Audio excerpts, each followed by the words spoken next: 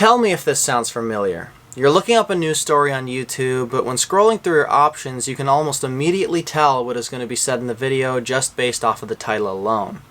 Take the Kyle Rittenhouse case, for example. He's either portrayed as a murderous vigilante or an American hero with almost nothing in between. Unfortunately, we live in a world where almost everything has become political, but even worse, the division between the right and left has become so pronounced that people will often make judgments of your character just based off of what political party you subscribe to. But back to the Rittenhouse case, I feel like not enough people have told a story purely from a factual basis, and so that is what I'm going to attempt to do today. Also, I'm going to try to remain as accurate and impartial as possible, but if you feel like anything in today's video was inaccurate, feel free to correct me in the comments. And with that out of the way, let's get started.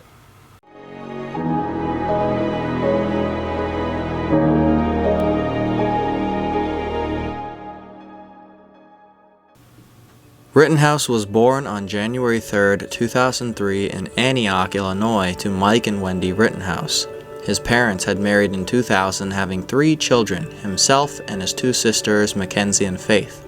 Finances were always tight for the family, and after the couple divorced, things became especially hard for Wendy now that she was a single mother.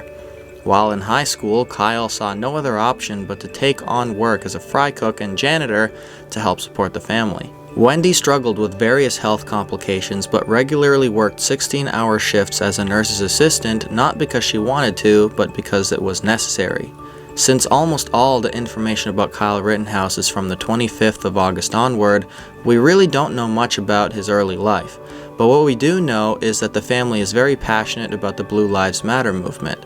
His Facebook, which is now deleted, was full of law enforcement graphics, some honoring fallen officers with a blue flag in the background. He also participated in many police-related fundraisers and was seen in 2017 attending a safety cadet program.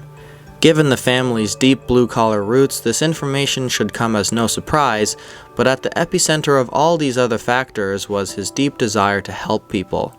He thought the most effective way to do this was by becoming a nurse, which was his dream job, and gives insight as to why amidst all the civil unrest and chaos, he was one of the few men out on patrol with a med kit. In the months leading up to the incident, Kyle became very close with a man named Dominic Black. Black had dated Kyle's sister Mackenzie, and during that time often visited the Rittenhouse residence, at which time he and Kyle would become closely acquainted. Kyle asked Dominic to buy an AR-15 for him, and while he initially didn't think that was a good idea, he agreed on the condition that the gun will be kept at his house in Kenosha under lock and key, telling Kyle he would officially have the gun once he turned 18. Leading up to the day of the incident, Rittenhouse was staying at Black's house whilst he was working within the city as a lifeguard, but it didn't seem like his mission when coming to the city was to arm himself and protect local business. However, whilst at Black's house, Rittenhouse was moved when he turned on the TV and saw graphics of riots and arson happening with little or no resistance within the city. Even though it wasn't his hometown, it's clear Rittenhouse felt connected to Kenosha with one of his best friends, Dominic Black, living there, not to mention his father, and Rittenhouse would even go on to describe Kenosha as his community when interviewed after the incident. Fast forward to the night of August 24th, 2020, when Nick Smith gets a call from Sam Kindry asking him for help because his car dealership is on fire. Nick Smith was a family friend of the Kindrys who owned multiple car source locations in Kenosha and had also briefly worked for the family. Smith enters the building and with the help of 2 others uses the pressure washers to extinguish the cars burning in the parking lot. Not wanting to suffer any further damages, Sam Kindry again calls Smith the next morning, this time asking for help with protecting the premises later that night.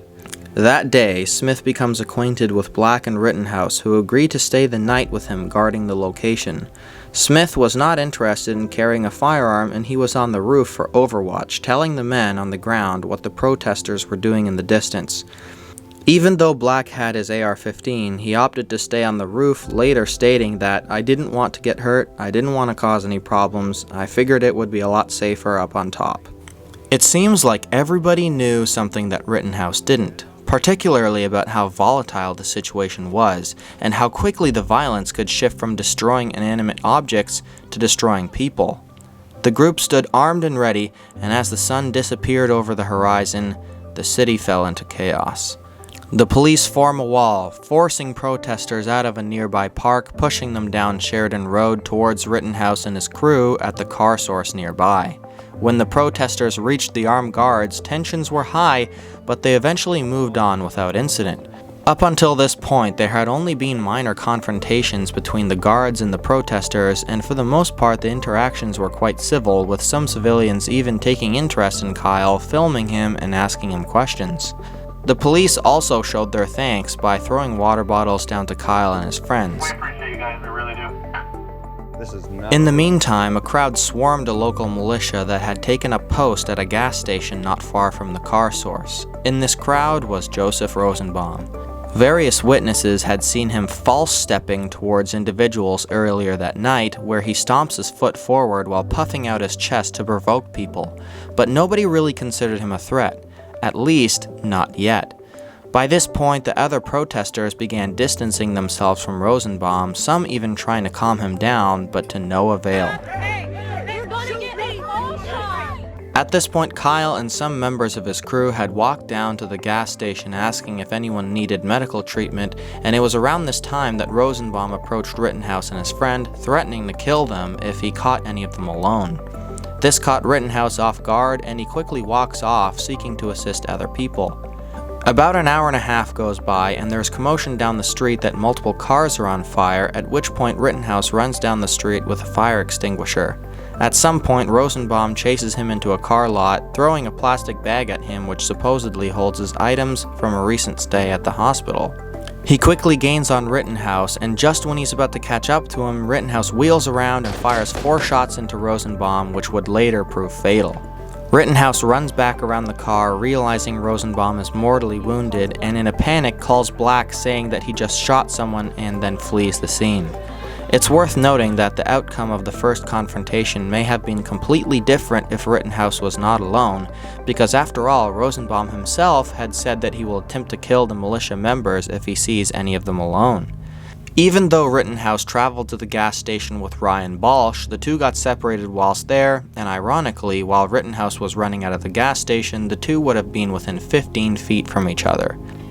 As Rittenhouse flees, still on the phone, a mob starts forming, taking notice of what just happened. Rittenhouse then retreats to the car source, and watch how Smith reacts to the situation. I was a little confused by the end of your testimony, because in one statement you said you told him to go outside and turn himself in, correct? Correct. But in another statement you said you left because you were fearful the protesters were coming to that location. I left after I told him that. Okay. So help me understand, if the protesters are coming, you assume these protesters were coming to harm you or the defendant or members of your group, right? Correct. So putting the defendant outside was going to put him in danger, right? Yes, it would have, yes. If the protesters were coming, yes. Did you know whether they were coming? I did not know whether they were coming or not. From the roof, you could see the line of police cars along 60th and Sheridan, correct? Correct. So you knew the police were there. Correct. In fact, by that time of the evening, the police had pushed all the protesters south of 60th, right? Correct. So you were planning on staying all night? Correct. Up on the roof. Correct. But after the defendant comes back, you leave. Correct. Why? I was in fear that the protesters or the crowd would retaliate or any means, and I, at that point, had deemed that building a lost cause. Had Smith not pushed Rittenhouse out of the car source at that time, it's highly likely this would have prevented Anthony Huber's death, as no further conflict would have occurred. Also, Smith abandoning his post means the Rittenhouse shootings were completely in vain. Why have armed guards protecting the premises, clashing with protesters throughout the night, only to abandon ship when you find out you might have to take a little heat? Once Rittenhouse is back on the streets, all the attention is immediately on him, with shouts coming from every direction like, "That's the guy who just shot somebody!" And of course, we all know how that ends. Rittenhouse trips and falls. Anthony Huber hits Rittenhouse with a skateboard and attempts to disarm him. Rittenhouse shoots him in the chest. Here is Gage Grosskreutz with his gun drawn. He also gets shot and calls out for help. Once back on his feet, Rittenhouse continues to jog towards the police line, trying to surrender himself, but initially the police weren't aware of the shootings and told him to step aside and clear the area. He approaches a squad car with his hands up to let them know what happened, and in the very last few frames of the video you can see a shot of mist coming out of the passenger window, which we later found out was pepper spray. The officer had clearly not heard Rittenhouse correctly because he just tells him to go home. Despite this, he attempts to turn himself in at the Kenosha Police Department, but quickly realizes this won't be possible due to the massive barriers outside preventing entry. Black drives him back to his house, where Rittenhouse and his mother decide to go for a drive and discuss what should be done. It's worth noting that Wendy thought the family should go into hiding, however Kyle felt strongly about turning himself in as he firmly believed he did nothing wrong in defending himself.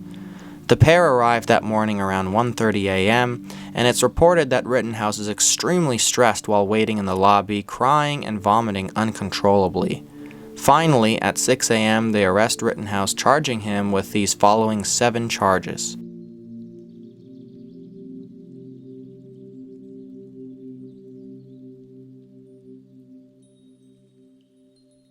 Since most of the media only covered the story up until this point, many of you might not know what happened after this, particularly how Rittenhouse spent 87 days in jail.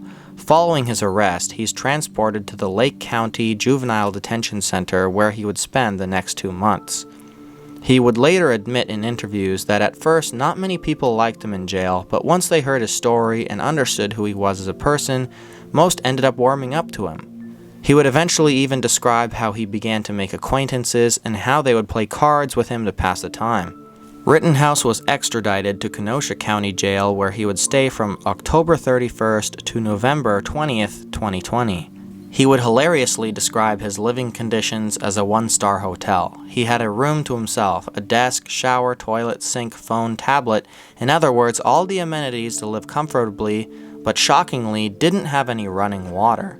It's clear the cell was meant to have running water, but Rittenhouse didn't complain, and so for nearly 3 weeks he did not bathe, developing nasty blisters and sores as a result of poor hygiene. It's also worth noting that Rittenhouse didn't need to spend this long in jail, but his lawyers decided not to bail him out until the 20th of November.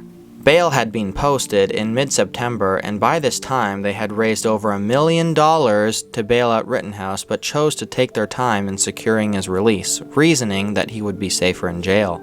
After Rittenhouse is released on the 20th, he catches up on lost time with his family and finishes his last year of high school and even applies to a few colleges.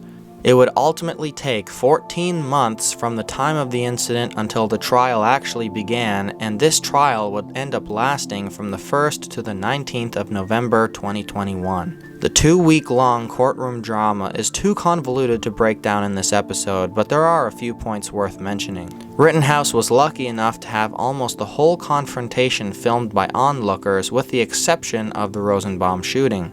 At first, the prosecution tried to imply that Rittenhouse had shot Rosenbaum while on his hands and knees, but the FBI later released drone footage that directly captured the shooting of Rosenbaum, taking away the last element of mystery in the case. Grosskreutz was a key player in the trial for both sides, stating that Rittenhouse did not accept this surrender, and only then did he make a grab for the AR-15. However, when cross-examined, he was forced to admit that he was only shot once he had pointed his own gun at Rittenhouse. On the 18th, just a day before the trial's conclusion, Judge Schroeder banned MSNBC and anyone affiliated with them from entering the courtroom on suspicion that one of their employees were photographing jurors. Schroeder dismissed the charge of curfew violation by Rittenhouse, citing a lack of evidence offered by the prosecution. He also dismissed the unlawful possession of a firearm charge, as Wisconsin law only restricts minors from carrying rifles that are short-barreled. Rittenhouse's rifle was longer than 16 inches, which is the minimum length under state law. After deliberating for 25 hours over the span of 3 days, the jury reached a unanimous verdict of not guilty for all the other 5 charges against Rittenhouse. The crazy part is the Rittenhouse trial was just the tip of the iceberg, with so many other things happening behind the scenes. Dominic Black was charged with 2 counts of providing a firearm to a minor resulting in death, which refers to the rifle used to kill both Rosenbaum and Huber. His trial was also assigned to Judge Schroeder, with the judge agreeing for a new hearing date to be set for this coming January. A lawsuit was filed in September by Huber's girlfriend against Facebook, the Kenosha Guard, and its commander. The suit claimed that Facebook had been negligent by allowing the Kenosha Guard to call for militia members on its platform, and alleged that the Kenosha Guard had participated in a conspiracy to violate their rights. The suit was later withdrawn without comment in January of 2021. As for Grosskreutz, he also filed a lawsuit alleging that city officials and law enforcement supported and collaborated with armed vigilantes on the night of the shooting, although the outcome of this suit is unknown.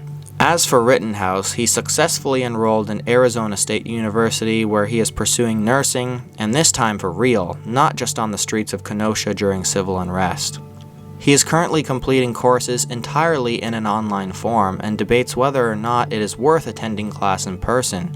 He realized that this trial will change his life forever, being recognized almost everywhere he goes, and because of this, rarely travels alone.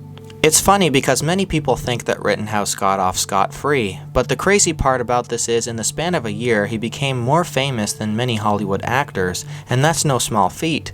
But rather than being famous for something positive, he became a household name for shooting people.